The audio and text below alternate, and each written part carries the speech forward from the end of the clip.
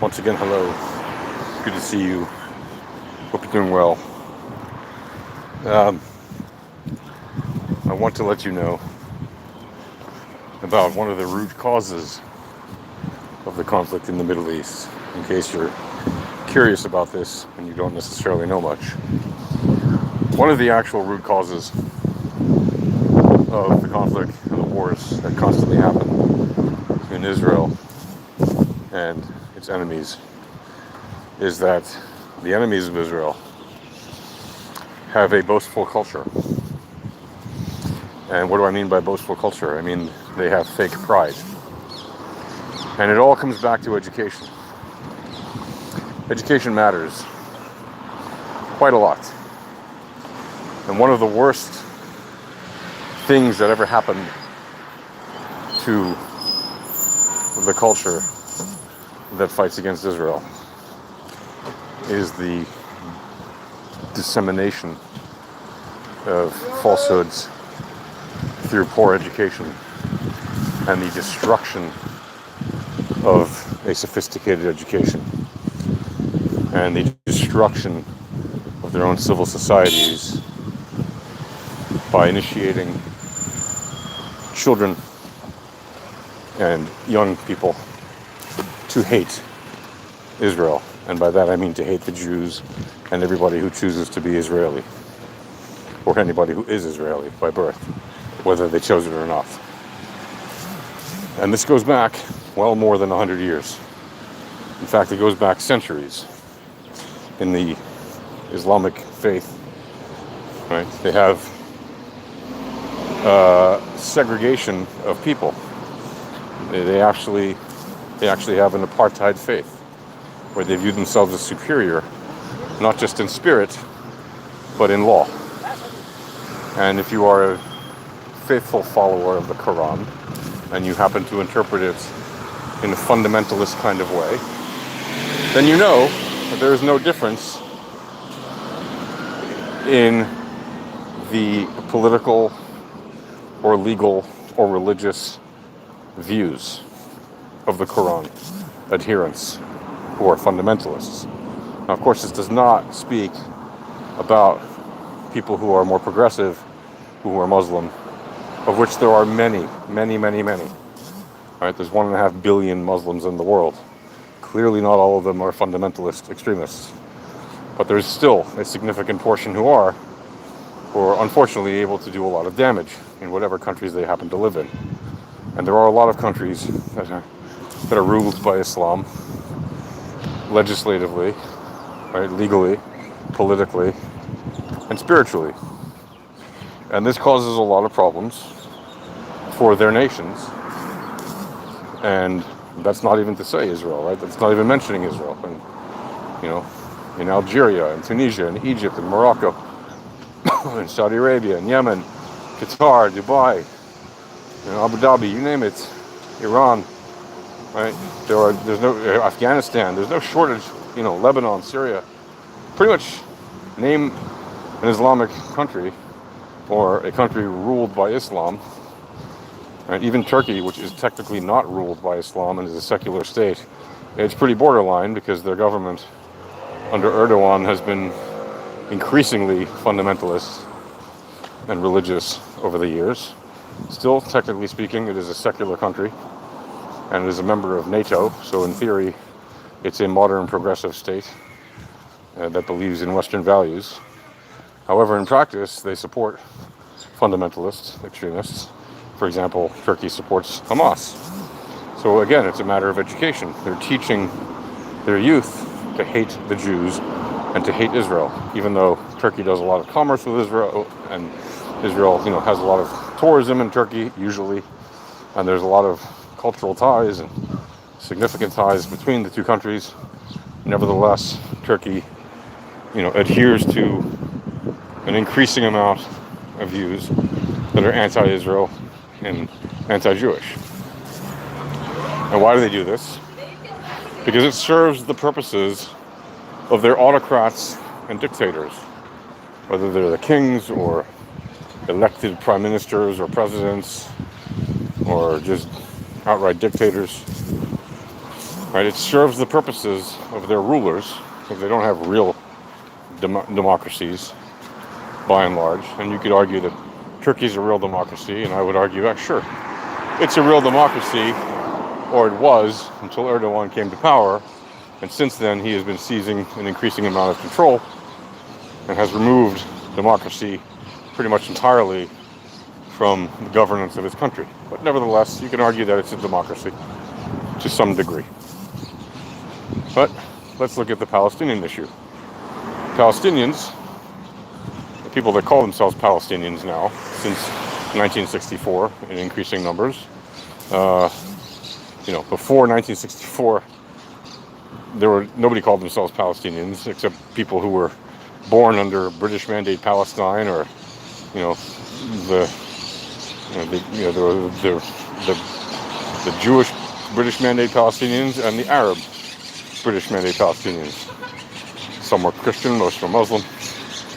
But the Arab culture of British Mandate Palestine, and before that the Ottoman Empire, that culture was already indoctrinating its youth and its adults to hate the Jews and to refuse to allow Jews to live on any piece of land in Israel, which is ironic because much of the land that was sold to Jews from the time the Jews decided to start coming back to Israel following the establishment of the Zionist movement, which was launched by Theodor Herzl around 1896 in Basel, Switzerland. Since that time, many Jews had returned, 1886 or something, and had come back to the land and begun purchasing land. And they purchased it from whoever sold it to them, which for the most part was Arabs who happened to inhabit a portion of the land. They were not all over the land. They were in certain select places. There weren't that many of them. There were just a couple 100,000 people at the time, at best. And between that time of 1896 to 1948, a few 100,000 more had shown up. So by the time Israel had declared itself a state, there were about 1.4 million or so at most Arabs who still did not call themselves Palestinians. They were just Arabs who were aspiring to have a state, but they didn't have a state, and their leaders were not aspiring to give them a state because there was no leadership of the Palestinian people. They were just the Arabs living on the land that was divided between the Arabs and the Jews, and the Muslims and the Jews, really, but the Arabs and the Jews following the UN partition. And the Jews said, we'll accept this deal, and the Arabs refused, and they launched a war. So when people say Israel's been occupying, the Palestinians since 75 years, that's an outright lie. 75 years ago, the Arabs launched a war against Israel the day that Israel declared independence. And the Arabs lost. And it's their boastful culture that pretended that they didn't lose, even though they did lose. And yes, Israel lost a whole percent, an entire 1% of its population in that war, yet Israel did manage to survive and fight and win against armies of between 5 and 7 nations, depending on how you count them. But even if just 5 armies, those 5 armies were extremely well equipped and trained. They had all the supplies they needed, provided to them by, at the time, one of the best armies in the world, the British Army. Right, one of the strongest empires in the world, the British Empire, had trained those Arab armies. And yes, there were definitely Jews who had fought in the Jewish Legion in World War II, who were able to supply their knowledge and experience to help the Israelis, in their fight. However, you can't compare the size and the equipment of the Arab armies versus the Israeli army in 1948, 1949 during the War of Independence. Right? Every single Arab soldier was fully equipped, had guns and grenades and whatever they needed to have, helmets and you name it, trucks, tanks, airplanes. The average Israeli soldier in the battlefield did not have a gun. In fact, only 1 in 3 Israeli soldiers in battlefields actually had any guns, any rifles. So there was 1 rifle for every 3 active Israeli soldiers in battle. And somehow they won, right? And they won many battles, and yes, they lost here and there some battles. And Gaza was came under the control of Egypt, and the West Bank was under the control of Jordan at the end of the war, when the ceasefire happened. And so a ceasefire was declared in 1949, after a year or so of fighting. And yet Israel had won the war in every sense, in every dimension, because it had survived. Because the Arab goal was to eliminate the Jewish state outright, to kill every Jew or drive them into the sea, as they used to say, and they still do. And that's what that chant means, right? From the river to the sea. That's literally what that chant means, is to drive out or kill all of the Jews from Israel, wipe Israel off the map. And by the way, also kill every single other person who's a supporter of Israel or is just an Israeli, whether they're Jewish or not. Right? To literally commit genocide. To essentially finish the job that Hitler started, as they say. That's what they aimed for. That was their purpose in 1948. They failed to do so. Right? The Arabs started this war when they say, oh, the Israelis occupy Palestinians for 75 years. A, that's a lie. But B, okay, even if you want to say that, who started the war 75 years ago? It was the Arabs. They were the aggressors. They were the much more equipped and heavily populated aggressors. And there was no Palestinian army. It was 5 Arab nations that attacked Israel. All the Arabs who lived on the land that was partitioned and who were promised a state of Palestine, and with whom Israel said, we'll be happy to live next to you side by side in peace.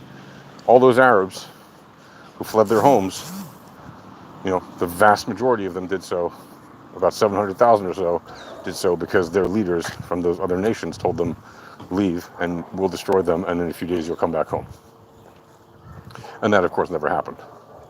And so now you have, what is tantamount to 14 million or so of these people scattered mostly around the world, and only, about a third of them living within the land that is under the ultimate security control of Israel. So, it all comes down to education. All right, man. Good Shabbos. That's my doggy. I didn't see him a long time. Sleeping a lot, many hours a day. He's He's sleeping. He's still with us. Yeah. All right. Thank goodness for that. Shabbat shalom.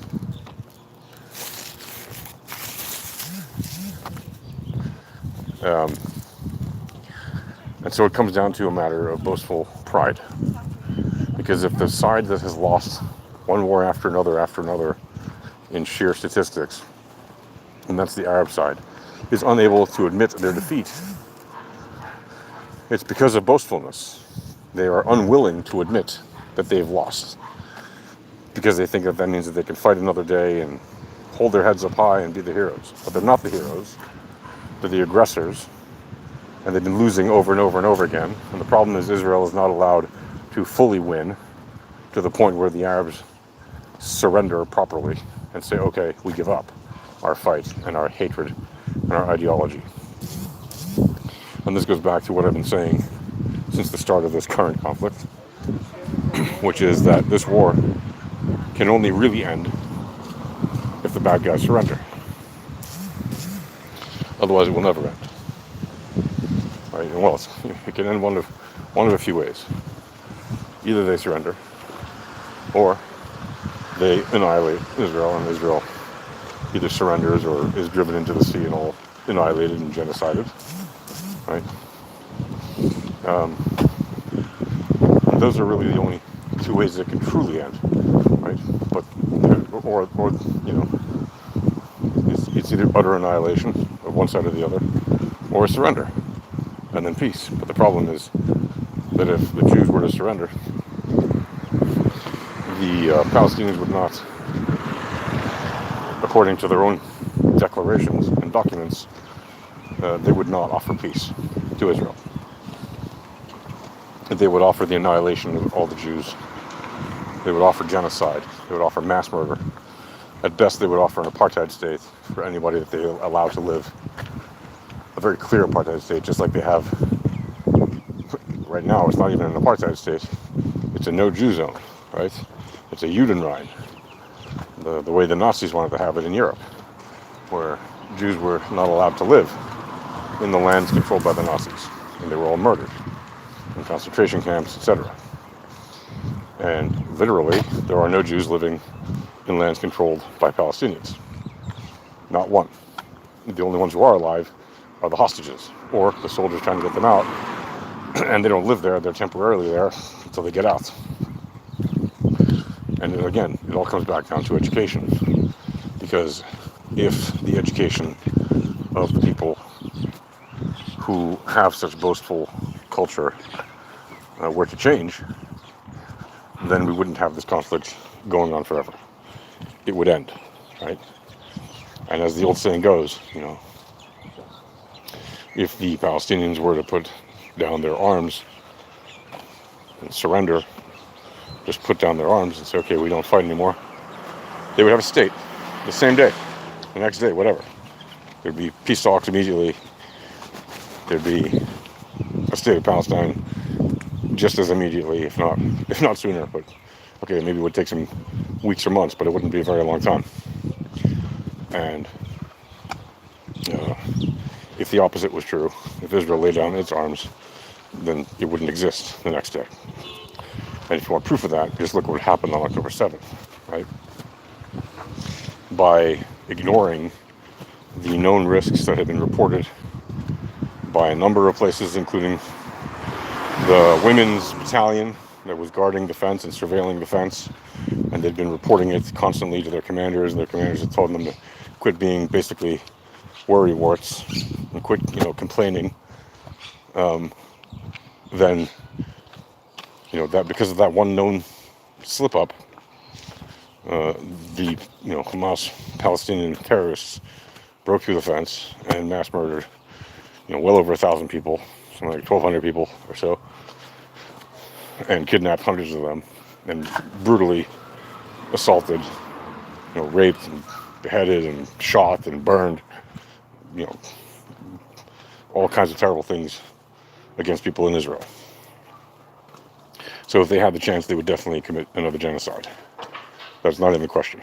Anybody who denies that doesn't understand what genocide is, has no idea what fundamentalism is, has no idea what extremism is, has no idea what terrorism is, and they don't appreciate at all the situation or the history of what is the Middle East, Israel, the Palestinians.